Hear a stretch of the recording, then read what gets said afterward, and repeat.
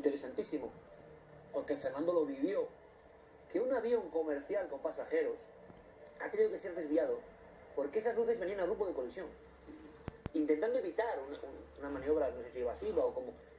¿Qué es lo que más os llama la atención? Quizá esto, ¿no? Yo, en primer lugar, lo que me llama la atención es que estas conversaciones con control sorprenden, o sea, se producen ahora, pero eran impensables hace 20 o 30 años, cuando uno, al manifestar por radio que tenía un objeto aparentemente desconocido, pues lógicamente le podría haber supuesto la pérdida de una licencia como piloto. Se callaría hace 30, 40 años. Se callaría. Algunos muy valientes, como Fernando u otros, no lo contaban, ¿no? Se callaría, porque evidentemente había el problema de que a nivel psicológico pensaran que estabas viendo cosas que podían ser reales o no. Entonces, lo primero que nos sorprende es esto, que se haga mucho público, que se reporte por parte de las tripulaciones, cosa que es bueno, y luego poner un poquito en antecedentes, es decir, yo creo que la sorpresa de las tripulaciones es porque el sistema que detecta otras aeronaves a través de lo que se llama el código transponder, que sirve para que yo sepa si hay un tráfico que viene en rumbo de colisión, pues no me indica nada, pero sin embargo hay unas luces. A partir de aquí, la sorpresa de las tripulaciones es comunicar con control, como bien dicen, si tiene tráfico reportado, si existe pues esa aeronave, qué es, y lógicamente ante el desconocimiento de control de que exista otro tráfico o no lo haya, y lógicamente tampoco información en lo llamado TICAS, que es el sistema que permite al piloto conocer si hay otra aeronave en rumbo contrario o en rumbo de colisión, pues lógicamente es la sorpresa de las tripulaciones, ¿no? Y sobre todo lo que decimos, ese avistamiento, esas luces a un mismo nivel de vuelo, con una maniobra evasiva de desviación de ese rumbo, pues lógicamente significa que muy lejos no estaba y que lógicamente puso en alerta a la tripulación. De acuerdo, Fernando. Ahora vamos a escuchar otras cosas y quiero que estéis muy atentos para que me analicéis, pero sí que sorprenden varias cosas que luego comentaremos, pero sí que sorprende que en un principio parecen unas luces lejanas, pero hasta qué punto unos vuelos tienen que desviarse de su ruta ante la presencia de ese extraño. A lo mejor no eran tan lejanas o a lo mejor se acercaron de una manera que no se esperaba. Cambio de planes. Sí. En la ruta de varias aeronaves.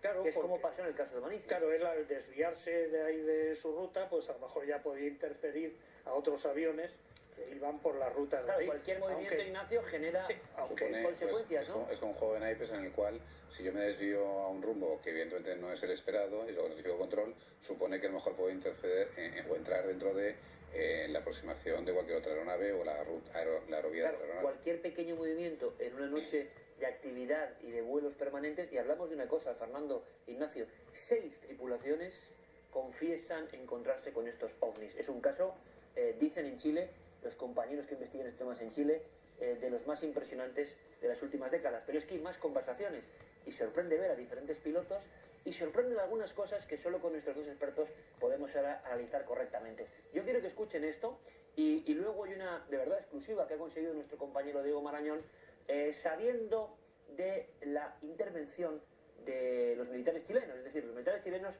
evidentemente, aunque en las conversaciones y lo que se ha contado en prensa no ha salido, no se pudieron quedar tranquilos ni quietos ante esa invasión del espacio aéreo, ¿no? Pero escuchemos lo que pasaba entre torre de control y las cabinas de esos diferentes vuelos, porque tuvo que ser una noche francamente inolvidable. Ocurrió en mayo, ahora se ha desclasificado entre comillas, y también le vamos a contar por qué se ha desclasificado, que es muy curioso. Escuchamos y vemos, por favor. Muy buen día. Buen día. Tiene una nota ahí con UFOs. Ahí a la cuadra de Libor hay una nota que dice UFOs. Sí, está lleno de ovni ahí.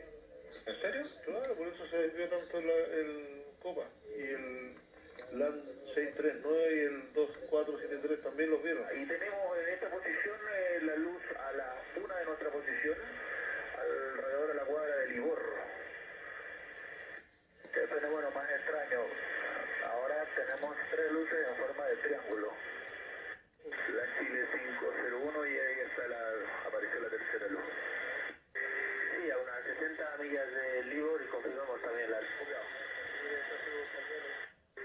Podrían ser unos 2000 pies por debajo y distancia unas 20 a 30 millas. Afirmativo, las tenemos en este momento casi a las 3, una más extensa que la otra, y son 2 luces. Señor, buen día, de acá del Centro de Control Oceánico en Santiago. Buenos días, cuéntame. Buenos días, lo que pasa es que ha habido una situación bastante extraña en el sector de Libor. ¿Ya? En la aerovía Unifor Lima 780. Ya. 5 o 6 aeronaves que han notificado movimiento de luces y todavía se mantiene la situación. Pasaron 3 aeronaves que notificaron eso. De hecho, una aeronave se desvió 20 millas para evitar. Ya. Ahora hay 2 tráficos que vienen por la misma aerovía desde Estados Unidos y están sobrevolando el sector y también los tienen a la vista a las 2 o a las 3 sobre el mar. En el sector de Livorno. Claro, y no hay tráfico, el tráfico que tenemos nosotros lo tenemos controlado, pero esas luces que evolucionan ahí, en el radar nosotros no las podemos hacer. Ya son varias luces. Claro, hasta 3 y no han informado. Ya. Y, como le digo, sigue la información, así que por eso ya lleva más de media hora que estamos recibiendo los reportes, por eso prefiero avisarle, por cualquier cosa. Ya vamos a coordinar con la Quinta Brigada porque eso está en la jurisdicción de la Quinta Brigada. Perfecto.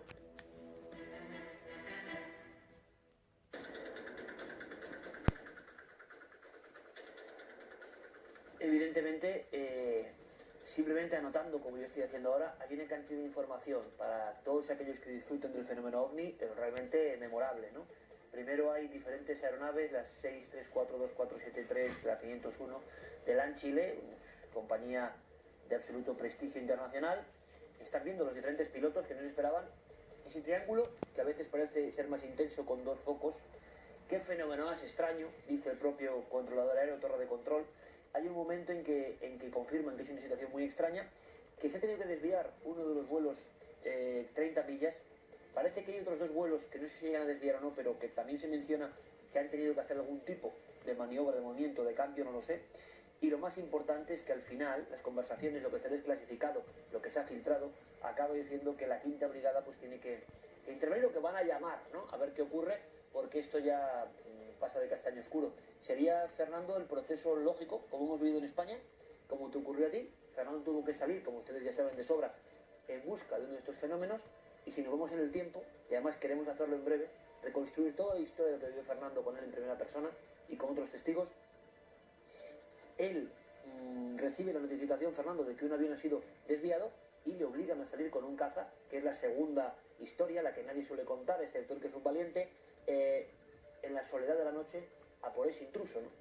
Pero lo que vemos aquí, Fernando, es que quizá hubo exactamente lo mismo, es decir, aviación civil coge miedo o coge datos de algo que no se entiende, no es un solo avión, son varios, y cuando ya la cosa vemos que va... O sea, es decir, que en control aéreo, en la torre de control ya saben que esto es raro, hablan de la Quinta Brigada. Es el mismo proceso que te pasó a ti. Estoy en la fábrica de uno de... Hablan de la Quinta Brigada. Es el mismo proceso que te pasó. Yo supongo que las luces, por lo que han dicho las conversaciones de los varios pilotos, debían de estar a nivel 350, 340, ya que el Copa 174, que es el que se desvía, las tiene a su altura, iba a nivel 340, confirma totalmente que el otro, el LAN Chile, que venía, que va a nivel 370 a 37.000 pies, dice que las está viendo como 2.000 pies por debajo de él. Y además están viendo, por tanto, triangulando, digamos, el mismo objeto. Están triangulando, que es un poco, pues, ya no tienes esa sensación de ver una luz en el cielo y que no sabes a qué altura está. Si tú la estás viendo está ubicada más o menos por delante, si el otro que va a 370 la está viendo por debajo, ya la tienes ubicada. Como yendo además desde diferentes sitios, las han ubicado, pues uno que la tenía como a 10 millas, el otro desde esas distancias. Otro detalle interesante, ¿eh? Los aviones iban muy separados. Esto sí es interesante, Fernando. Esto me recuerda a los del año 78, que decía Pras Corona, decía Javier, decía que comparándolo con el otro F5 que iba al lado, dice, es que eso es como 300 veces más grande. Estamos hablando, Fernando, y no es la primera vez que pasa aquí, megaplataformas. 300 veces más grande. Fernando ha dado una clave interesantísima. Es decir, eso tiene que ser enorme para ser distinguido por diferentes tripulaciones. Hay una cosa, Ignacio, apasionante, y es que yo nunca la había oído, en torre de control, en control aéreo. Dice, tiene usted nota de ovnis, tiene nota de UFOs, ¿no? Es decir, que estaba pasando por una zona donde ya alguien había reflejado, imagino, en otro vuelo, que estaba pasando eso, ¿no? Me imagino que en ese sentido lo que estará haciendo es una transferencia a otro controlador y al hacer el cambio le informa de cuál es la situación de los tráficos y en su caso de lo que se ha reportado por parte de esas aeronaves.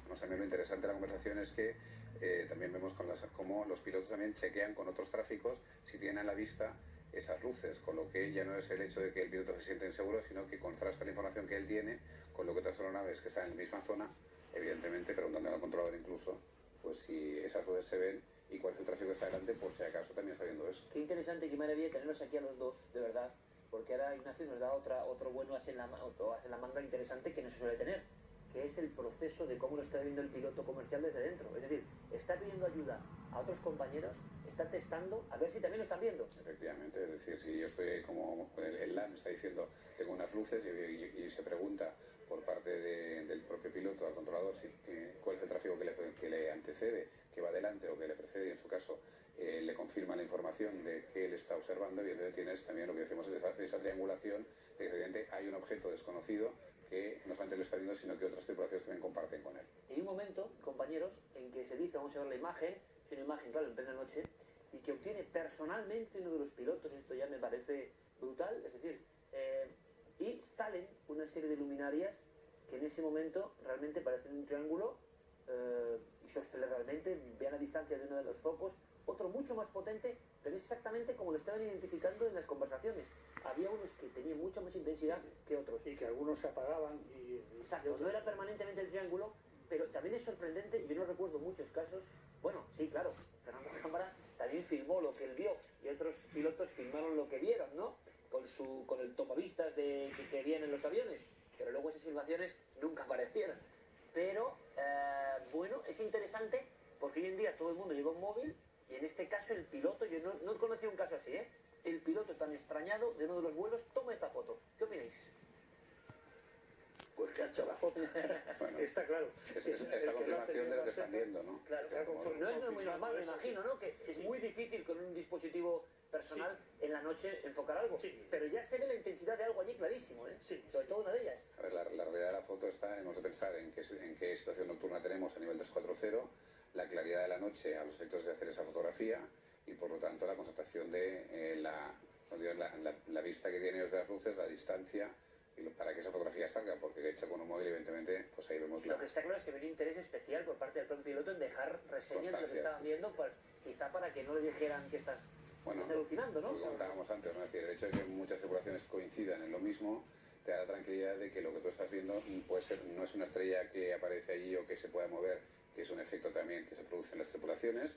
El hecho de ver una estrella moviéndose, que podría ser pues, motivo evidentemente de un efecto físico respecto a la vista en la noche, sino que es una constatación de que esas luces existen y están ahí.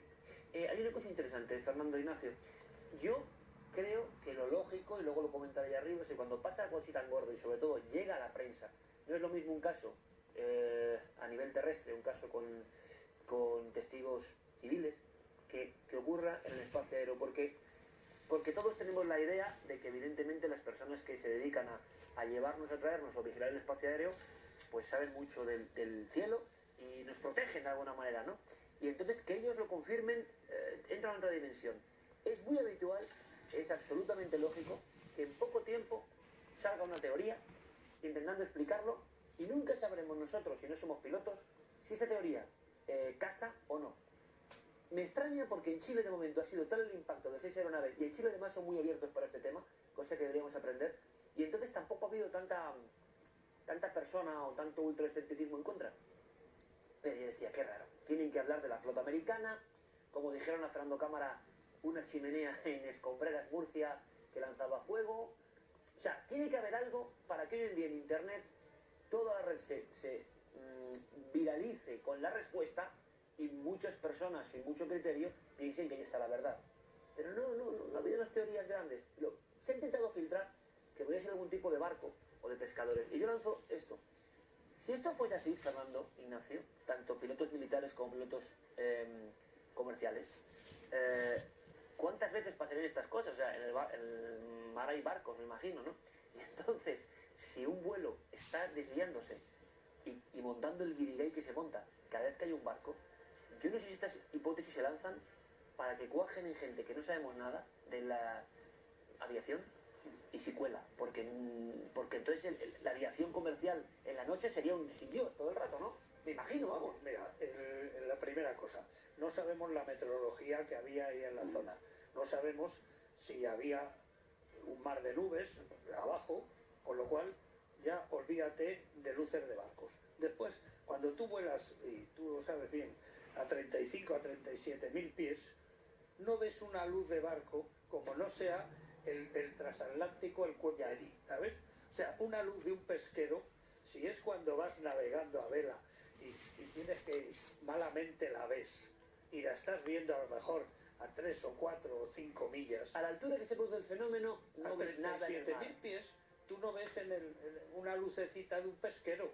A lo mejor, ¿me entiendes? De las conversaciones de los pilotos, hay uno que dice, veo una lucecita muy pequeña que parece que está en el mar, porque los otros lo que dicen es que está sobre el mar, pero que es porque el punto Olivor está sobre el mar. Pero el otro puede ser que a lo mejor haya visto, porque una vez que se da, digamos, esa alerta de que hay unos objetos, pues los pilotos, que normalmente lo que van es en su cabina, a su vuelo, con sus instrumentos, y que normalmente no van mirando por la ventanilla, al menos a las 3 de la mañana, entonces ya todos están mirando fuera y tratar de ver lo que sea. Los pilotos, las azafatas, los pasajeros no, porque si se lo dicen entonces el avión se desvía porque se ponen todos a mirar por la ventana. Habitualmente los pasajeros no tienen información de lo que está pasando. Tiene, además, a esta por la noche van con todas las... Decían, es muy interesante, claro, porque decía la parte del público, nosotros en Milenio Live pusimos estas, y creo que fuimos de los primeros en tener toda esta información y ponerla al servicio del público. Fue una primera aproximación al caso, y curiosamente, a través de YouTube, a través de Twitter, a través de las redes, personas decían, bueno, ¿cómo hoy en día todos los pasajeros que van en un vuelo no tienen confirmación fotográfica? Sí, el piloto, pero lo habitual, Ignacio, es que cualquier tema extraño, evidentemente, no traspase a la tripulación. No traspase a la tripulación. Y por otro lado, yo te quería comentar, hablabas del tema militar. Yo recuerdo cuando se produjo, creo recordar, la guerra de Irak, la base de Torrejón, por ejemplo, en Madrid, pues era muy habitual que vuelos militares salieran en misiones especiales a distintos sitios, y hubo una aproximación a Barajas en la cual se nos notificó que el tráfico militar iba a cruzarnos de izquierda a derecha, y ese tráfico militar iba sin luces. Ya. Entonces, lógicamente, cuando tú ves estas luces y hablas de que podrían ser militares americanos, si fuera una misión aparentemente secreta no reportada al gobierno chileno, tampoco tendría que ir con luces. Claro. Por lo tanto, tampoco tiene ningún sentido. Interesante también saberlo, ¿eh? Sí. Muy interesante esta conversación, es decir, porque enseguida es o Fuerza Aérea extranjera, americana, ya tenemos ahí una especie de chivo expiatorio que puede quedar bien para explicar un caso, o, por ejemplo, también me sorprende esto de los barcos, Ignacio, si los barcos en la mar provocan todo esto tiene que estar pasando todos los días, sí, pero permanentemente. como decía Fernando, realmente a